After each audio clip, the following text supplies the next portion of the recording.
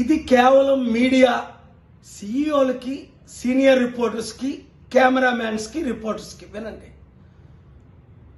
Media owners అమ్ముడు పోయారు, ఒకరిద్దరు తప్ప.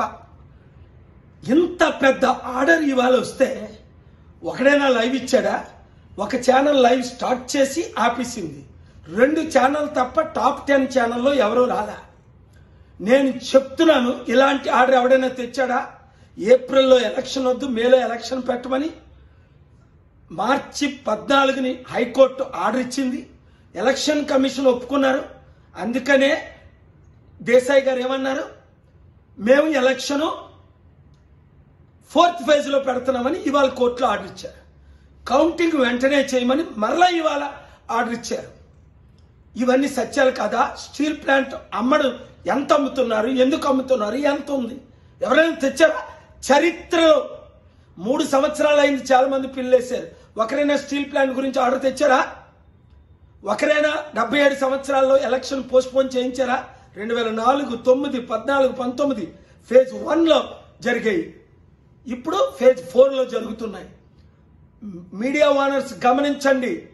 నేను శపించానంటే మీరు మీ కుటుంబాలు నాశనం అయిపోతాయి న్యాయం చేయకపోతే.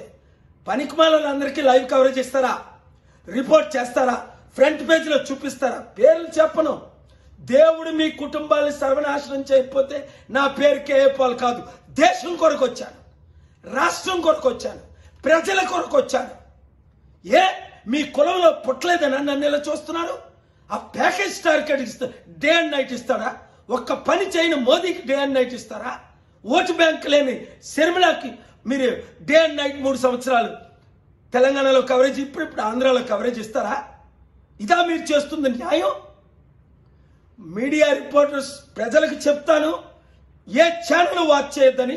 అంతేకాకుండా ఓనర్లు ఎవరు, ఎలా సంపాదించారు డబ్బులు, పిల్లేసి మీ ఎంట పడతా.